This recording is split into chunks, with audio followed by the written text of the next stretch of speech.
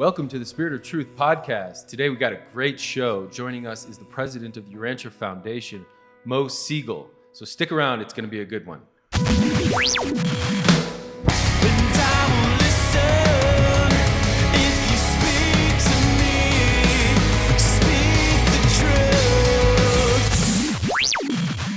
Welcome back to the Spirit of Truth.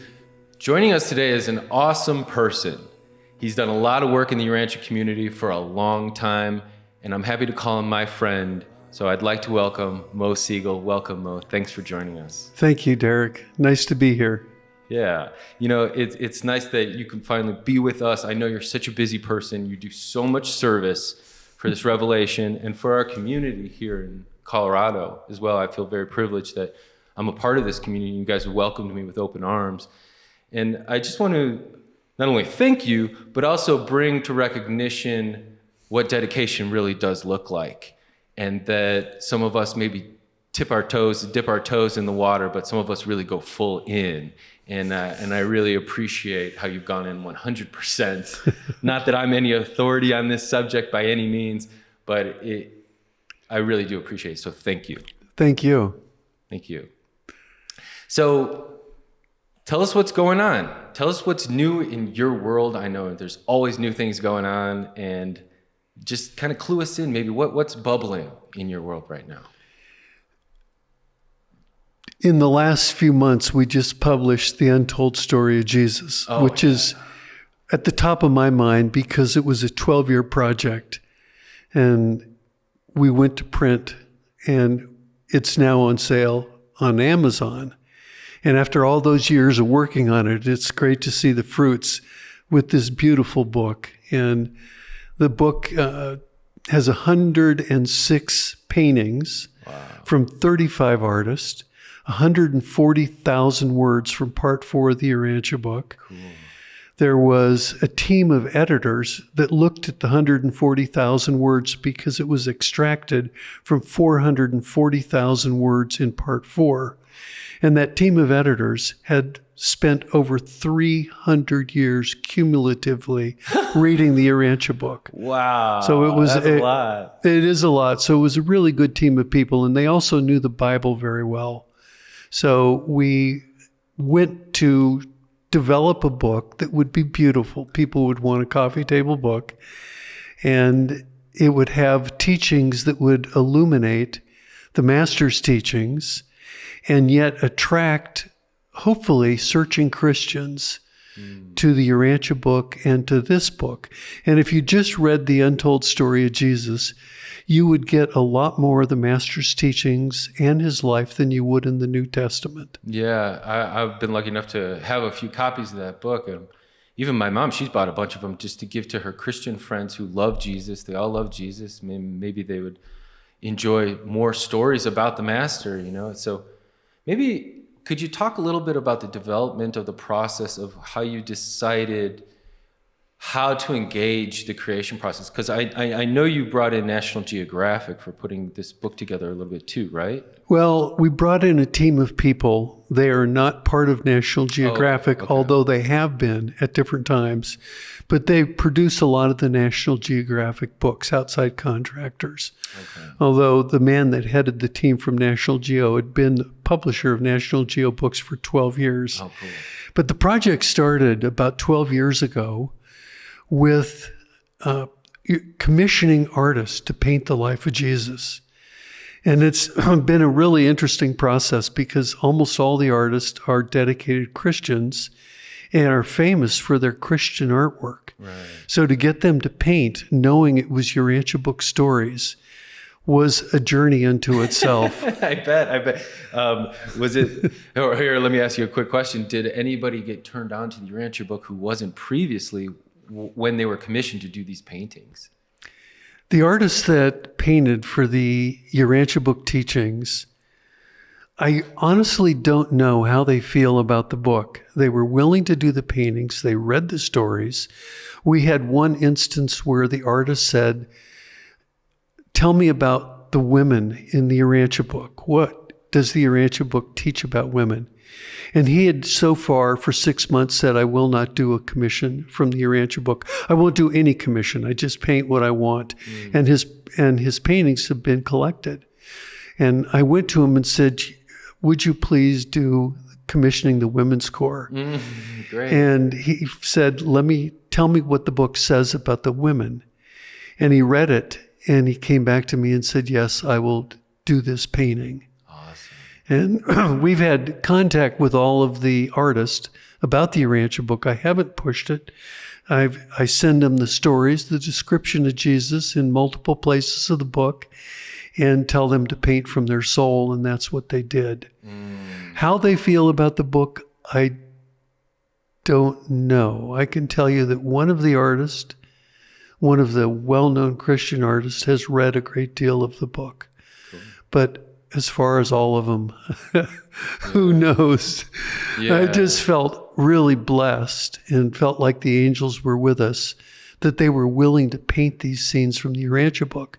And you can look into some of the paintings and see very clearly that it's Urantia book teachings, little details about Jesus and John Mark and holding the basket, and John Mark holding it and not letting Jesus get it, and they're tugging away, and you look at his hands and it's white knuckles. Oh, cool. So you can tell. And it took a lot of years to get the art. There's been a lot of artists that did the project, and some of the art took, we had 2 paintings that the artist took 2.5 years. Now, he wasn't painting all that time. He's pretty prolific. He did a lot of other paintings in between, but he wasn't really ready to release the paintings for 2.5 years. Wow. Well, did you ever find with some of the artists, like when you gave them the sections of the Urantia book and you're like, here, go at it, let your soul paint, that then you were kind of like disappointed with the interpretation that they gave? Oh my gosh, we had just some very strange stories. Okay. We had one artist, and it was the painting of Jesus going through Iran, going to Urmia, when he was the camel caravan conductor. Nice. And the artist has painted 3,200 paintings. His work is in lots of museums, and it's beautiful landscape art. And he has people in it. He did a book on Lewis and Clark expedition. So when he went to paint, he kept painting Jesus like Lewis and Clark, all haggard and old looking. With like a raccoon hat on? No, but just beat up. And okay. I'd send it back to him. He would send me a picture, and I'd get right back to him, and I would say, Jerry, Jesus was 29 or 30 when this painting happened. He looks 60. You got to give him a facelift. So he worked on it. He probably did 5 different renditions of Jesus. Wow. And finally I said to him, this is fine. And in the meantime, I had been sending all these renditions to another artist saying, can you touch up Jesus in this painting to get him to look like the Jesus that he was age-wise. Wow.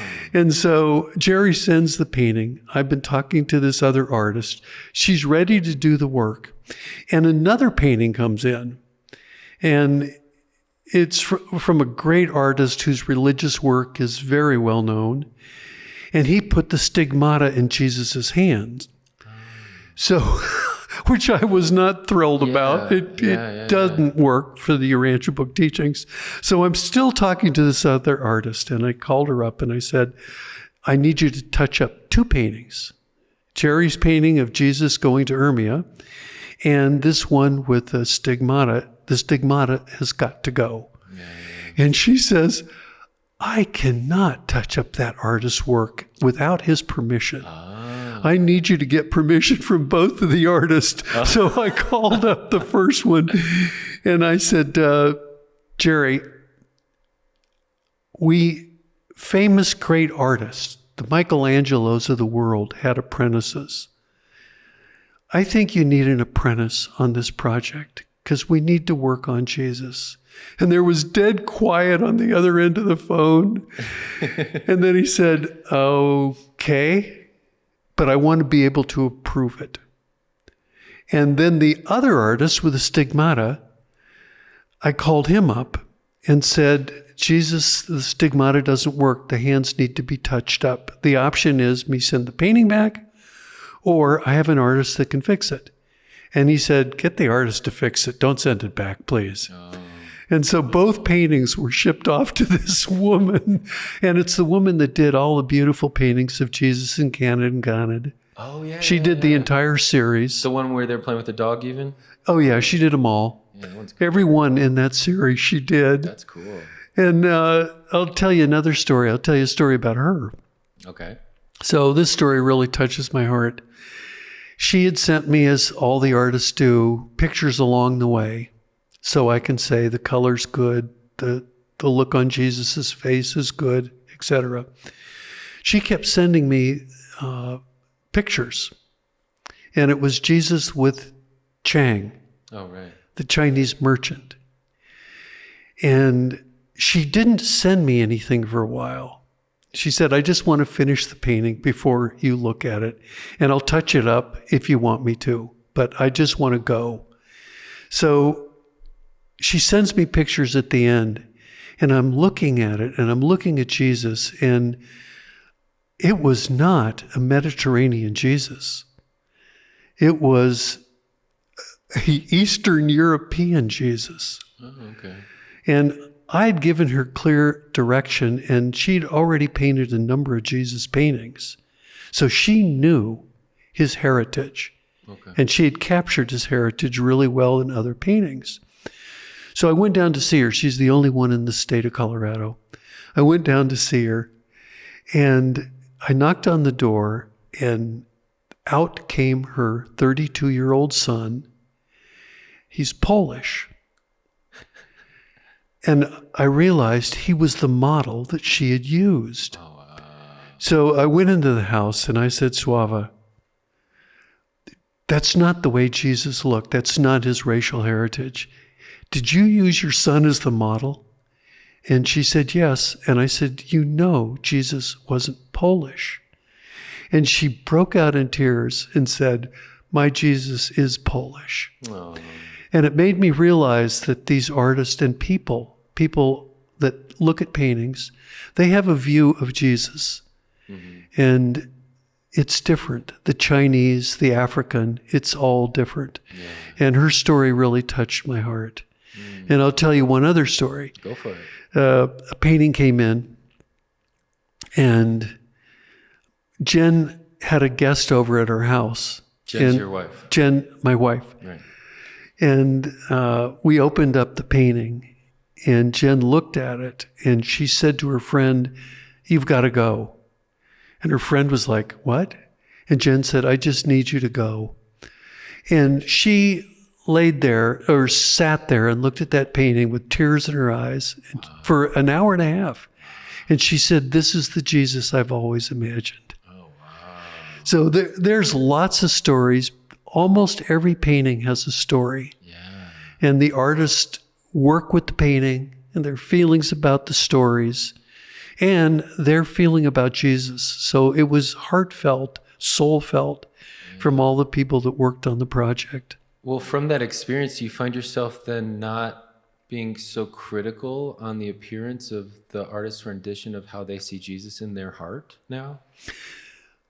We still wouldn't allow a Polish Jesus. No Polish Jesus? There was a racial heritage that had to be painted. But right. I like your question a great deal, because once we got a drift of the story, and I knew that they were going to paint him with at least head covering, which most of them did, which he had head covering because back then, just like they do now in Arabia, it gets hot, man. There's a lot. It gets hot. For some reason, they wear head covering.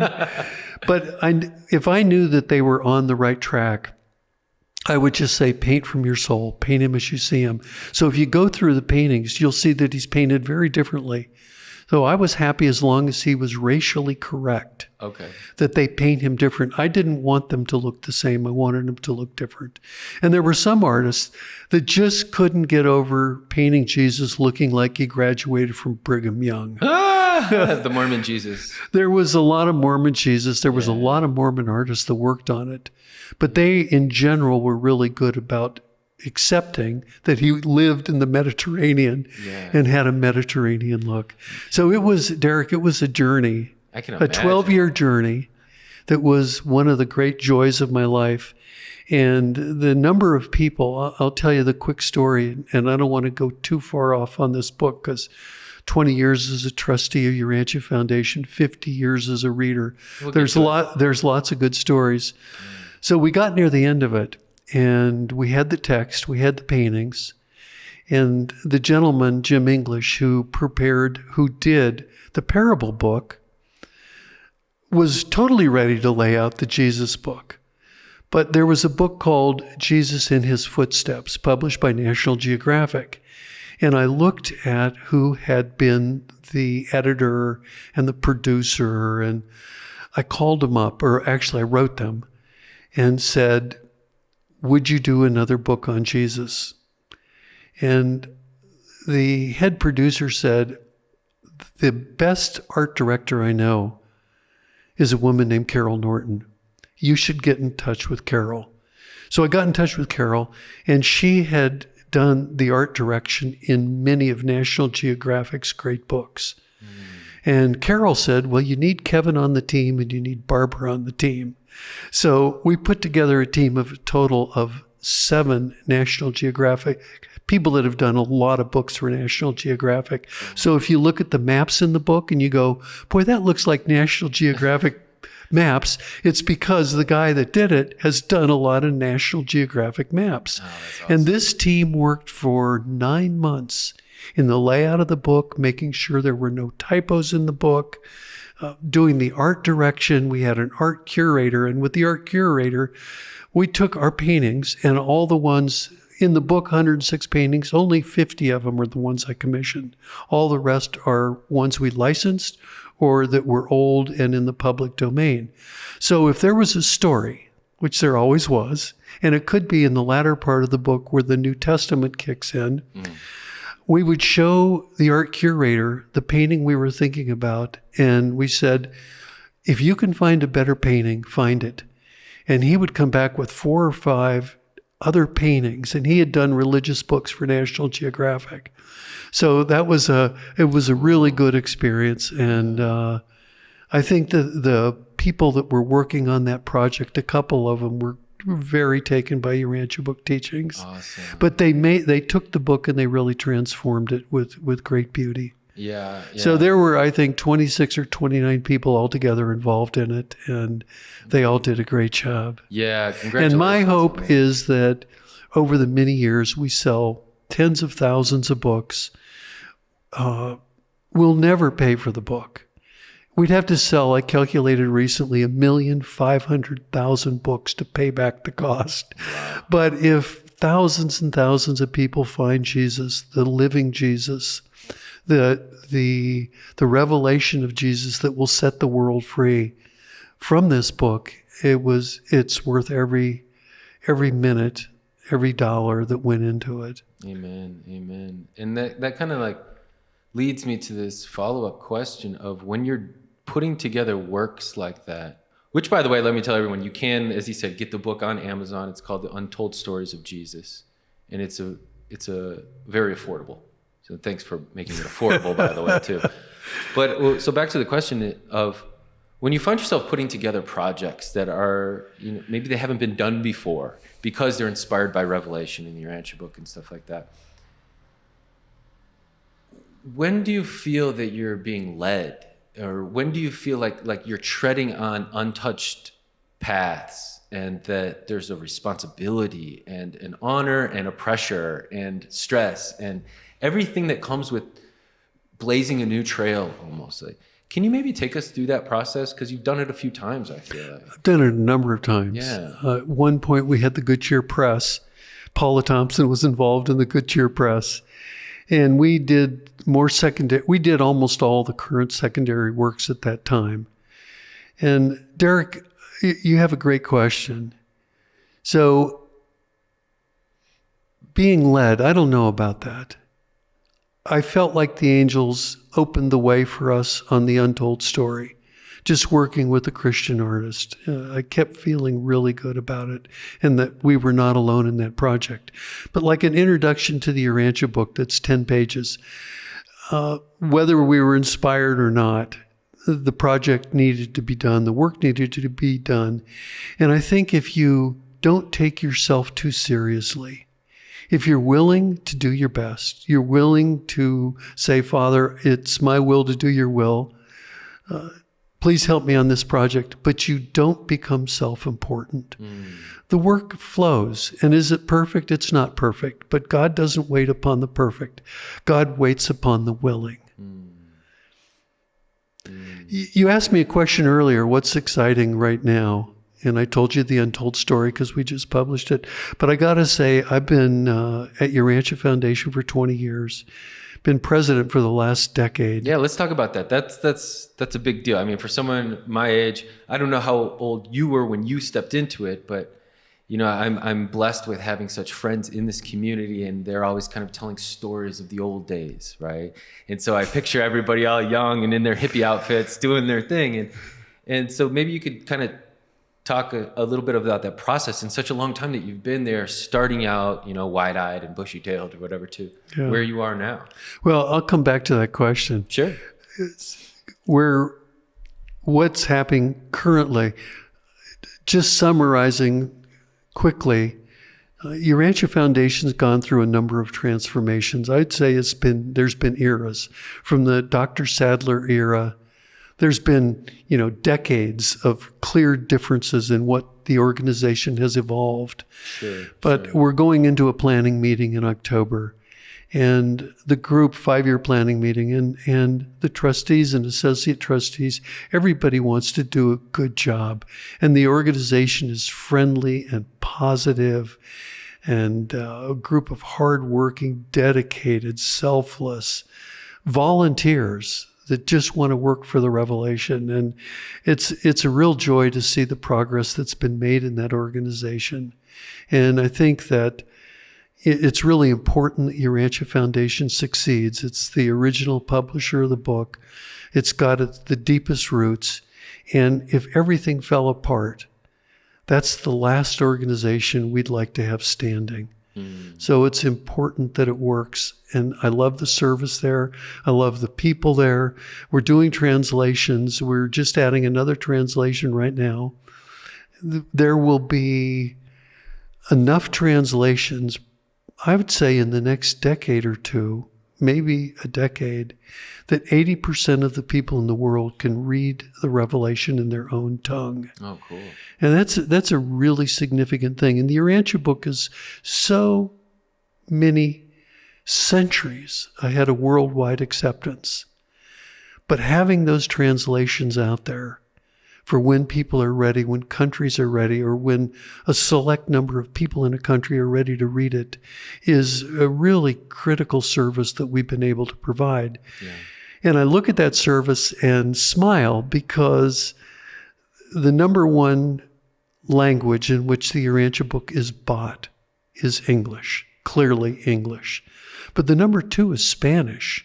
And there is a thriving and younger community in Latin America that's reading the book. And we're selling a lot of Urantia books in Latin America. I know. I personally sent hundreds myself over there. Have you? The Libros, yeah. Yeah.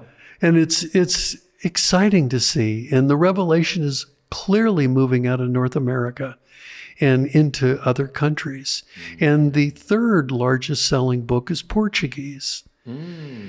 And which is Brazil. Right. A little bit in Portugal, but mainly Brazil. Right. So right there, 3 languages, and we're working on Chinese. We're going to start working on the Philippine translation. Lots of languages, and just like little pockets of light popping up across the globe is very encouraging, and it's seeding the planet. Yeah, that is encouraging, especially in the Philippines. I've got a friend, Eugene, who's out there doing some great work, him and his wife. Yeah, Eugene is working hard. He's doing a great job. Yeah, it's just really inspiring to see everyone as these like heroic missionaries in their own way, you know? Absolutely. And with our translation project, we'll do a translation. It'll get out there for a decade. We'll inevitably have lots of complaints. It's a translation. Sure, and the first time out with a translation, there's mistakes. There's no doubt about it. So we go into the revision process. And we've done lots of little revisions with the Spanish book. We actually printed 2 different ones, a European and a Latin American one, which was a mistake on our part. Okay. And we still have 2. We're doing a new revision. It's coming out in 2021, and it's going to be one Spanish language. We're going to get rid of the other 2. Okay. And the amount of work that the team has put into it has been so far 9 years. And there's been a team of 5 people that have, amazingly enough, stayed together through life changes. One of the people got very sick. 2 of the people changed their jobs. One of them moved from their country into the United States. And through all of their life changes, they stayed together for 9 years. And the new text is superior, significantly better than the 1993 Spanish book. So I look at that progress, and I look at the goodwill and positive energy at Urantia Foundation, and I just feel terrific about where the organization is and where it's going. Oh, that's great. Yeah, I was privileged to be able to visit over the summer, and I finally got to check out the basement at the Urantia Foundation. It's really looking good with all the library and some of the artifacts. It was cool. I was giving a little lesson to some of the friends on some of the Old Testament literature and stuff, and it was exciting. It was nice. So good job with doing things like that. And you've been up to the forum room, haven't you? Yeah. Yeah. I have. Which we hold our board meetings in the forum room, and lots of meetings. There's now a lot of seminars going on at the foundation. Right. Because we're moving from a publisher to an educator. Oh, okay. And I think in 100 years, Urantia Foundation will be more like Harvard and Yale than it will be like Random House as a publisher. Once the book is big enough and the languages go into public domain, if there's huge amount of sales, the commercial publishers will pick it up and publish it. Totally. But we'll have the opportunity to educate and train teachers and leaders and educate anyone that's interested in the book. So I think the organization, will last, will be here 100 years from now, and will look very different than it looks today. So I think we're in a transition process. That transition is probably going to last 50 years. Sure. But we have a North Star, and the North Star is the Harvard of the Revelation, and not just the publisher of a book. Right. Well, with this accreditation, as more people become curious and interested in these teachings, that then there's people who, like you said, are the teachers and leaders. But where are we now? Where do we sit with that now as far as accreditation or authority to teach or anything like that? It seems like it's very up in the mix at this moment. But there's steps that are being taken in order to establish such. Am I right? Well, you're on a hot button. There's no doubt about it. There are people that think there should be accreditation. If you go through X number of classes, X number of years, you should get a certificate. There's a whole lot of other people that don't want certificates, and they don't want them because they don't want to develop a priesthood or a hierarchy of, I'm the teacher, you're the student. Sure. I've got more credentials than you. Sure. On the other hand, if you spent 4 years and you've gone through a lot of classes, why wouldn't you get a certificate of graduation? Right. So I'd say the topic that you're on with this is a really important topic. I personally am for certification. And I don't think that an educational graduate certification is an unusual thing. Every university does it. But I can understand people's concern of not developing a priesthood. Yeah. So I want to go back to your earlier question. Yeah, let's do it. As far as, the early days. the early development of your priesthoodship. Well, not mine, but looking at the Urantia movement. Yeah, please. So there were the early years with Dr. Sadler and the people in the forum room, and very secretive. In the beginning, there was a small group of people and all the papers were not done. And they were very secretive till 1955 when the book was published. So then there was the era of the early people, the people that were enthusiastic, sent out books to congressmen and to a lot of important people, and not a single person responded. And there were years where, in the beginning, if you sold 100 Urantia books, it was a big deal. Almost no interest whatsoever, or no distribution of the book. You had to kind of stumble on it in some unusual way.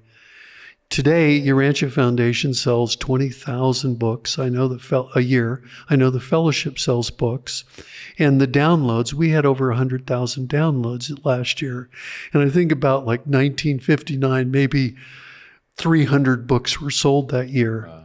So the evolution has been very positive, steady. If you look not from year to year, but long term, it's been steady. So the people that were involved, the leadership and the readership of the book from 1955 to 1969 were getting really old. And they constantly talked about who would succeed them. They needed young people. And then all of a sudden, out of nowhere, the baby boomer generation, they went from hardly any young people to a swarm of young people. And I think that they probably looked at a lot of the people coming in with long hair and part of the peace movement, and they said, "Father, we prayed for young people, but not this group of young people. Could you send us a replacement?" But there were, 1,000 of really dedicated, very serious people that showed up all of a sudden. Wow. And then it grew from there. Wow. So there was a passing of the baton with that group of people. Yeah. And then there was the next era that was really rough. And it was an era in which the fellowship and the foundation separated ways. And it was traumatic.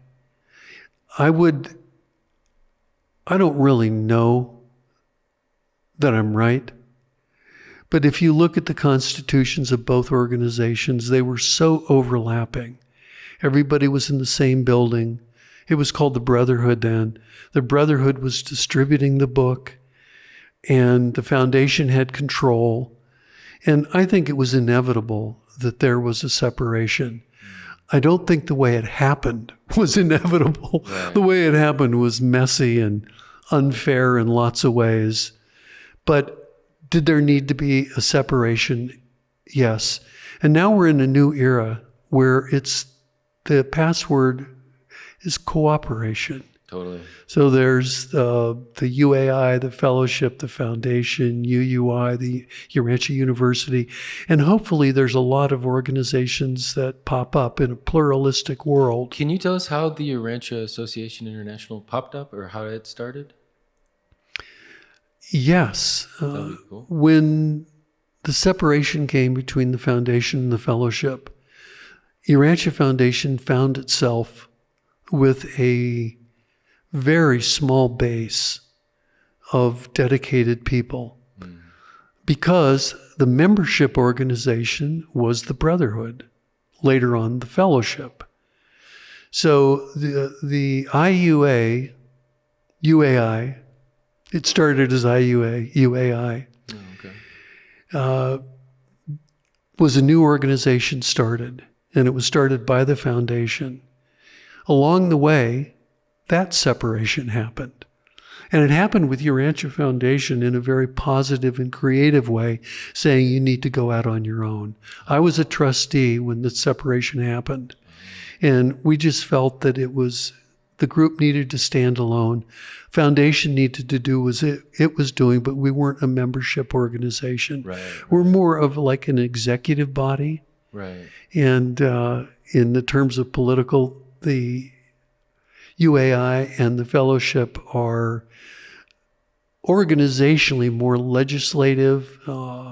That's probably the wrong analogy, but membership groups. Yeah, more gathering, community-oriented almost. Yeah, more gathering, community-oriented. And we've consciously made the decision to not do that. Right. And hope that the organizations that are doing that flourish. And our interest is to see them do really well. Well, that's cool. It's kind of exciting. It's like a family, each person using their strengths instead of everyone depending on the father or the dad or something like that. And then it becomes this huge collaborative project where we're all kind of working towards the same direction, but we all have a different spin on how we express it. So my first conference, I don't remember what year. It might be 1971. I've been reading the Urantia Book for 50 years. It was like, let's call it 1971. Sure. It was in the forum room, and it was so big that it spilled out to a few seats in the dining room. Oh, cool. Wow. That was the annual conference. 6 or 7 years later, we had a conference that I think probably had 700 people at it, at a university. So the growth from 1971 to 1976 was phenomenal with the baby boomers. Yeah. And it just established a new era of people that would ultimately be the people that are at today still at the leadership helm. And why was that? Why did your generation take it like that so fervently? Don't know. Yeah. I think it was a searching generation. Yeah. Certainly in the United States, there was a lot of political turmoil, and there was the peace, love, and whatever movement that was taken, started in Berkeley, California, and Haight-Ashbury, and there was just a quest among young people to find new truth. And Urantia Book was part of that movement. It wasn't a huge part, but it was a part of it, enough to get thousands of young people interested in the book. Yeah. And so now, an important transition. And today we're seeing another transition. And that is from our generation, my generation, to your generation. And the generation past you. Right. The millennials, and then the Gen Z. I think it's Gen Z. Maybe, it's Gen Z. And we're doing our best at the foundation to help bridge to that generation. And an example is Dr. Sadler gave us the building. And it really was a gift for, forever. But it was a generational handoff from the early people to the next generation, the baby boomer generation. And there were a couple of wealthy people that put in funds, put in trust, that's helped the foundation ever since. So I see the need for the fellowship and UAI and the foundation to build a bridge, an economic bridge, a leadership bridge from the baby boomer generation to the next generations. Now, when I say that, Derek, I'm being very North American centric.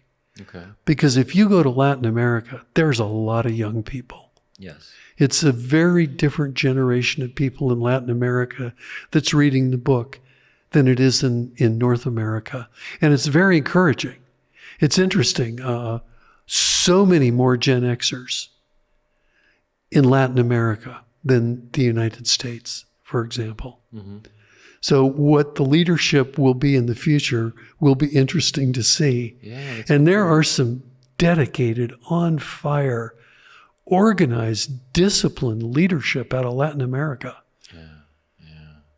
Yeah, my girlfriend just came back from Colombia, and she was blown away by the natural spirituality in everyone out there. Yeah. They just have a natural thirst to know more about Jesus. Yeah. Well, it's interesting you say that, because we have a lot of translations in a lot of languages. But if you look at who is actually buying the book, almost it's almost everybody comes out of Christianity. And we did a survey some years back that amongst, I think we talked to 1,000 North American readers. If I remember the numbers correctly, 94% came out of Christianity. Wow. And the largest number denominationally was from the Catholic Church.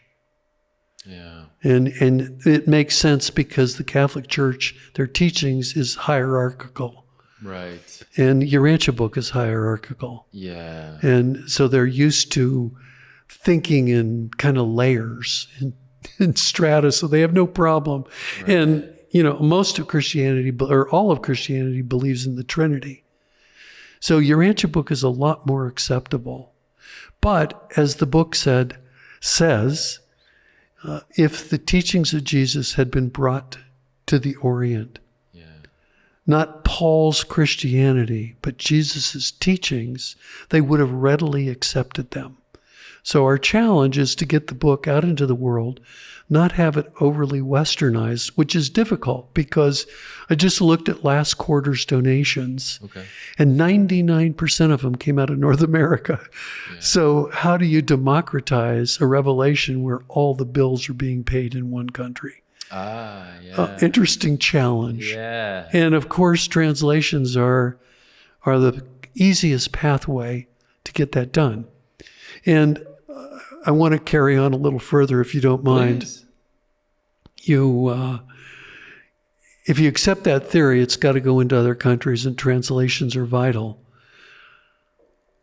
Oh my gosh, the difficulty. So you get a translation, and here's a book sitting on a shelf. Well, what are you going to do with it?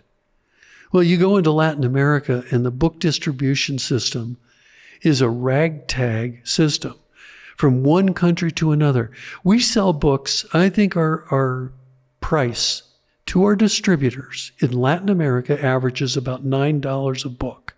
Okay, that's not bad. And no, it's cheap. Yeah. And it cost us, I don't know, we lose money on every book we send into Latin America. True. Every single book we send, we lose money. I've seen that book that we sell for $9, $70 in Chile. Wow. And we've now, in Mexico, gotten the price down to about $24, $29. But in a lot of Latin America, it's so expensive. And each country has their own distribution system, and some of them are a mess. Right. So trying to get the book on the shelf in these countries is difficult, let alone, you think about our Arabic translation that is now on the internet. Print a book in Arabic, what are you going to do with it? And our book in Sweden, our Swedish book, I mean, if we get 30 books a year sold, it's a miracle. We publish 2,000 of them. We print 2,000 of them. Really? And you go from country to country. We've got, okay distribution in Germany, but we've had a problem in all of Europe that none of the mainstream distributors want to touch it. Why the book sales are too low. The book is too weird for them. You think it's too weird? It's too spiritual? Is it too atheistic or secular over there? Or what? Oh, yeah. Way too secular, way too atheistic. And here's a deep spiritual book, and the mainstream distributors don't want it. In the United States, we use the mainstream, the top distributors. In France, at this moment today, we don't have a French distributor. We sell our books in Canada, in Quebec, from a North American distributor. We don't have one in France because there hasn't been a decent distributor in a decade that will take it. So we've ended up with a lot of esoteric book distributors in Europe. So how do you sell a lot of books with an esoteric book distributor? Really difficult. Yes. With that said, we're getting a foothold in Germany. Oh, cool. And we're getting a foothold in Poland. There are some books sold in Spain, not a huge amount of books, but some books sold in Spain.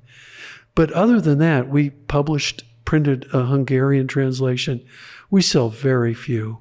And if you look at all the other languages, there are very few books sold. So one of the things we're doing is really hoping the internet gets the book into the world. So if you look at the downloads, even in Hungary, or you look at the downloads in French, you're encouraged that even though the book distribution is ragtag and some places non-existent, the book is actually beginning to get out into the world through the digital process. And you got to believe the Revelators knew the internet was coming.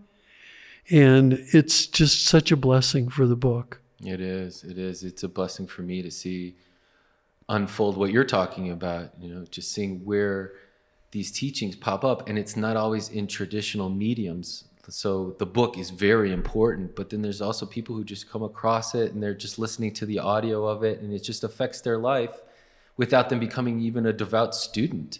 It's just these teachings. They're almost like a fortune cookie that came into their life and really uplifted them.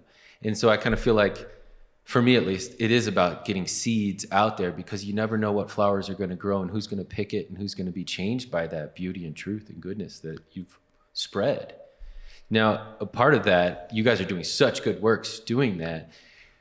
Do you ever feel socially or politically alarmed at regions that are taking to the Urantia Book? Because maybe, I know you're such a world traveler, and that you've been exposed to political turmoils in different countries that are can be off-putting, to say the least. And so then when you see the Urantia Book maybe taking off in certain countries that you are concerned of their ideology or anything like that, what does that tell you? Or how do you feel? Or can you maybe put us through that process? I know you do a lot of work in Europe probably. Yeah. And so you're aware of maybe the secular turns that go on in these countries, in these continents. And then maybe when there's maybe even a more militant country that's like, oh yeah, we love the Urantia Book, we're going to take it on. That's a bit of a PR concern. But we have not had a militant country pick up the book. Okay. So you look at Latin America, the governments are very unstable in some of the countries, but they're not anti-religion. Now, we've played around in Russia. Russia's really a difficult country to get distribution. So their attitude toward religion is very bad in general. Communism said there is no God, and the hangover from that still exists in Russia. And the book was taken as an esoteric book by the readership. And the readership in Russia has been channelers and TM Russia. esoteric religionists that are not solid, kind of what we would think as Urantia Book readers. So I don't think we've had what you said with countries. But one thing I do want to say, when you look at the Untold Story, you look at the Parable Book, and you look at the secondary works that have been done, I don't think, I could be wrong on this, but I don't think I'm wrong. Okay. Urantia Book is going to be like the encyclopedia. It's the secondary works that are going to get people interested in the book. And for all the Urantia Book readers, my bet is maybe 10% of people that call themselves a Urantia Book reader have read the book from cover to cover. Maybe it's 20%. It's not 50%. So if you think about the Bible, it's the same way with the Bible. Most Christians have not read the Bible from cover to cover. They know the Beatitudes. They know a bunch of the teachings of Jesus. They hear stuff in the churches, right, but they don't sit down and read the whole thing. So the lesson for Urantia Book community, we went a couple of decades with, except for the Good Cheer Press and people that poured their work into the Good Cheer Press, there was no secondary works developed. And Dr. Sadler originally did so many secondary works. He did all these workbooks. And for some reason, people, the leadership for a while said, you can't do secondary works. You either read the whole book or we don't want you.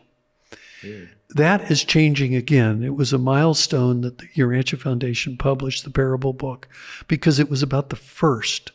Well, we did Dr. Sadler's workbooks over the last decade. But there were, 25 years the Urantia Foundation did not publish one secondary work. And all of a sudden we're doing the Untold Story. And so it's very encouraging to me to be realistic. People are not going to do a deep dive. Most people. Why is there so few study groups? Interesting question. We did this survey, and about 35% of the people, it was about 1,000 people, about 35% had ever stepped into a study group. That same group, that year, over 55% had attended a church. Okay. What does that tell you? So I think a lot of our expectations, it's so deep and spiritual, and well, that's not the way the whole world works. And if people accepted the teachings of Jesus from the Urantia Book and didn't know a whole lot about Veron Index, their lives would be so much better. And for the whole teachings of the book to catch on is going to take 1,000 years or whatever. Maybe there will be a suddenly and it happens. Now, I think some of the concepts like life after death, life on the mansion worlds, the Trinity, concepts of a real God, a personal God, evolution being real, there will be ideas that catch on. But to think that everybody is going to be this deep scholar, it's not going to happen. I agree with you. I think some of us want to project that which we hold passionate onto everybody else so that we can kind of have a like-mindedness. But we're really learning what unity potentially looks like. We always harp on that quote, unity, not uniformity. But I feel in our society, we're thrust in that lesson right now, firsthand, of what unity of cooperation or of experience looks like versus uniformity of same thinking, right? And so thank God for the revelation for the Urantia Book to kind of give us these lessons to unfold. And as we move forward, I want to know how you're planning through the foundation to actually educate people to the public, because I know you guys are working on more like internet-based training stuff. Yeah, UBIS. Can you talk about that for a little bit? Yeah, I'm not really the most qualified in our team to talk about that, but we've had, I don't remember how many people. There's been a lot of people gone through UBIS. And it's more of a Socratic teaching system where it's questions and there's trained facilitators, and they'll ask questions to the people that take their classes.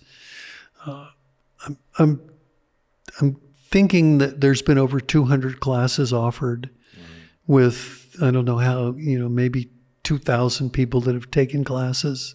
Some of them are repeat people, but that have signed up for classes.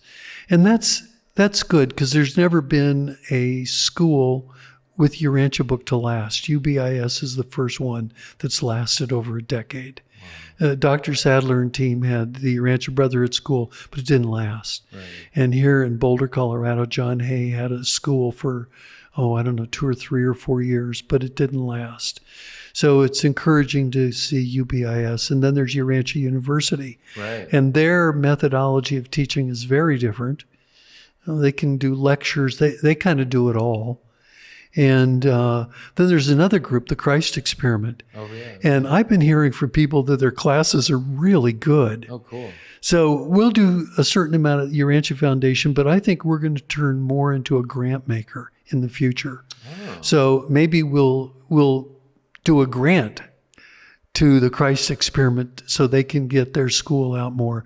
We don't want to do it all. We can't do it all. Right. But we can foster as you said, the unity and the cooperation. Yeah. So I'm hoping that education pops up all over the place. And, the lore is that the revelators said form thousands of study groups. Right.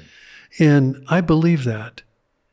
But they didn't say the only thing you should do is thousands of study groups. And Urantia Book readers, for some strange reason, think that all you can do is a study group. Mm-hmm. Oh, that's not true. Mm-hmm. There wasn't a sentence that said you cannot. Right. And I think the "and" is a much better way. And this, and that, and them, and those people. Right. Let it flourish in a lot of different ways, and you can really see it if you travel. So what we do in North America is so different than what they do in Latin America. Okay. And in the era where there was really no secondary works developed and kind of frowned upon, I went to a conference in Medellin, Colombia. And I don't remember whether I was president of the foundation or just a trustee. But I looked at the tables that were laid out in the lobbies, and they were filled with everything from umbrellas with 3 concentric circles to secondary works, so many secondary works. And I did not go back and really report everything to the trustees because they're doing it their way. Right. And they're going to do it their way in India, which is going to be completely different than Latin America. And if we're smart, one of the reasons Islam has grown so much is that the local imam can do whatever they want in general. And not totally everything they want, but it's all decentralized. So Islam has grown dramatically. It has grown every century much faster than Christianity.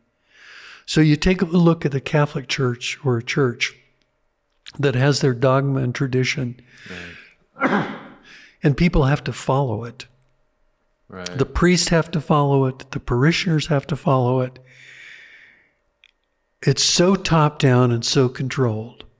And then you look at Islam, and what's the lesson of Islam in moving their religion forward is A, being devout, but B, being decentralized.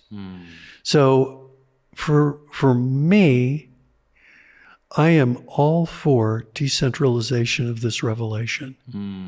I want them to do it their way in India. Yeah, it's like And open China source. and Africa. Yeah. There's more readers these days in Africa. Okay, so if Europe is agnostic and the readers are there are people starting to read, they're going to look at things very differently. Just the words that we have on our dust cover. We've had a lot of pushback from the Europeans. Our dust cover talks about Jesus and God, and they don't want God on the front because it's going to Trigger too many people. Now, from my point of view, put God on the front because don't false advertise because paper one is God. Yeah, lead with it. Let's be real about about what this book is. Yeah. But it's very interesting to see their attitude. And okay, let it be different. Let them do it differently. Okay. Don't try to control it. Well, it kind of comes back to what we started with the imagery of Jesus. And it's kind of like everyone has their vision of how they need to express these truths. But the strange preacher story, right? Oh, yeah. The one who got Kermit? They're either for us or they're against us. Oh, yeah. Let him preach his way. Yeah.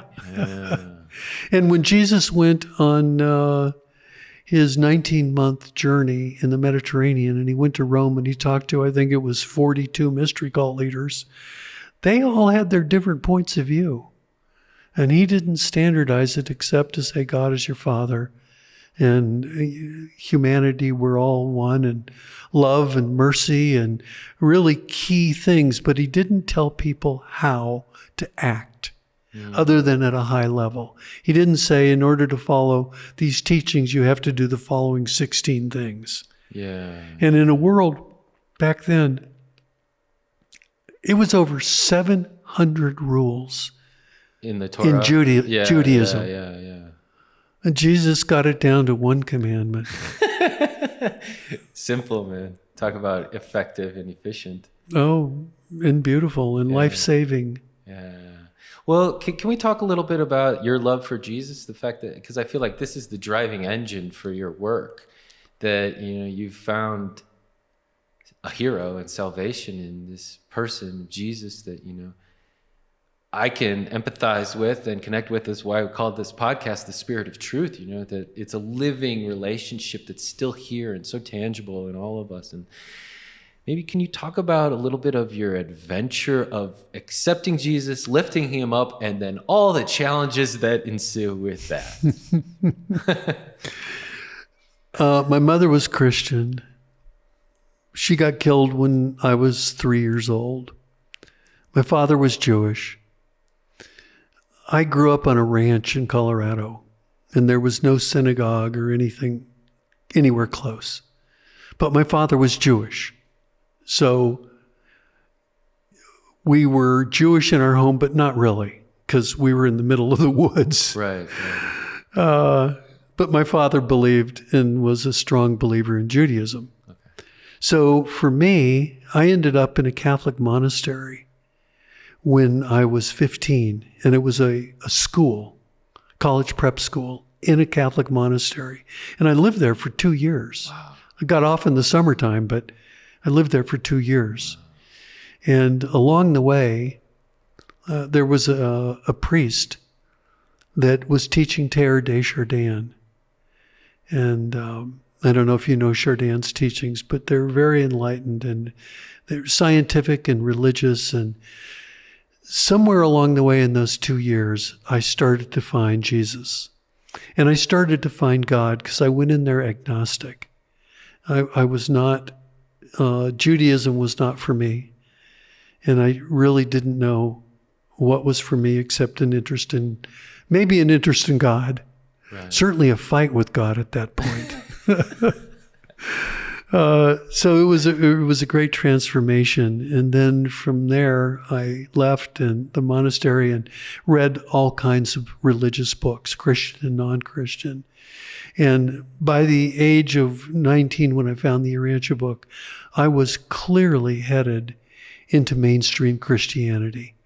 I'd read enough Buddhism and Taoism and to know that Jesus was going to be the center of my life. And he is the spiritual lens in which we see God. So Jesus says, don't worship me, worship your Father in heaven, but I'll help you get there. And so he helped me get there. And then I was lucky enough to stumble upon the Urantia Book. And I'll tell you what I found it, Derek. I found it from some friends of mine. I was really interested in evolution. Teilhard de Chardin. Yeah. The evolution of the species, the evolution of the world. Charles Darwin. And I was told that the best book on evolution was this book called the Urantia Book. So I go into a bookstore and I look at it, and part 4 is the life of Jesus. And I just can't even believe that there's a book on dinosaurs, supposedly the best book on evolution, and it starts with God and ends with hundreds of pages on the life of Jesus. So I just plowed right through it. And the Jesus papers, of all human knowledge, the most important is to know the life of Jesus and how he lived it. The Urantia Book says that. And it's intellectually terrific to follow Melchizedek's teachings in the Levant, or some of the higher teachings of the deity absolute. But at the end of the day, those very practical teachings of Jesus will save your life. It saved my life on numerous occasions in my life where I went through a divorce that broke every single principle of my life. To have a divorce, he stood beside me the whole way. Our Father in heaven stood beside me, but I felt the master in my life. And I think for everybody, if you want to find God through the part of God within you, and rely on Jesus to help you get there. Jesus is the springboard to do it. And for the teachings of the Urantia Book, I love the whole book. I've read the whole book many times. But I've been leading a study group for decades on the life of Jesus. Yeah. Because if you didn't read anything else in the Urantia Book and you read that, I'd recommend reading the God papers and the religion papers and the Thought Adjuster papers. And, there's a series of papers that really deal with your soul, with God and the universe that are not as intellectual but are so vital to your spiritual well-being. But if you never read any of them, if you only read the Untold Story, you would be so much better off than if you had only read the New Testament in living a good, positive, God-oriented faith, belief, hope, destiny, Savior, all of it put together. So that's been my journey. Yeah, amen. Thank you. I appreciate you sharing that with us so openly and honestly. And with that, I'd just really like to thank you for joining us today. And you've given us nothing but wonderful information. And I was just hoping if maybe there's any parting words or anything that's coming up for you that you'd like to leave us with, or any words of hope. Yeah, words of hope. Trust in your Heavenly Father. God is the way. There's no other way. And love your fellow man. And in that love is the desire to do good to others. And I'd add to that, love is the act of doing good to others. And I think about my darling wife. I've spent a lot of years doing various things. I've been on 24 boards of directors. And I'll close with a story of Boulder Community Hospital. I was a volunteer for 2 years, and I would go from room to room and take people's menu request. I'd fill out their menus or collect their menus. So I'd get to meet people and talk with them. And it was really, really good. It was doing good to others. And then I went on the board for 9 years, and we were doing good for others. We built a cancer clinic for cancer patients. But the nurses on the floor were doing good to others. And my darling wife has never been on a board, but she does good to others constantly.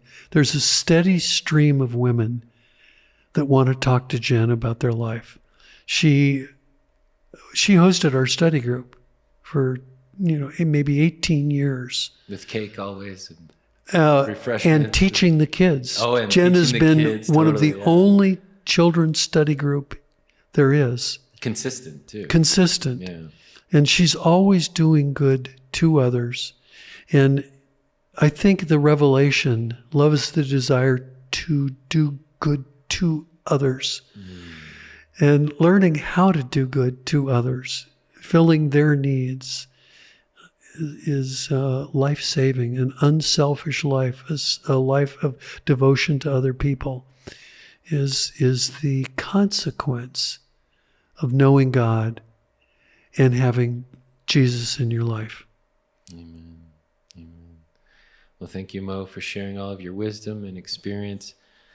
Please join us again. Come back. We're in the same city, so you're always invited. And it's just such a pleasure to just come and talk with you and to discuss all these great concepts. So thank you so much. Yeah, you're welcome. Thank you for asking me. And thank you guys for joining us. Stay tuned. We're going to have more episodes of Spirit of Truth to come. Thanks again. Make sure to subscribe, and I'll leave a link for Mo's new book, The Untold Stories of Jesus, on the description. Thank you. Thanks again, Mo. Yeah, you're welcome. Thanks for having me. Listen.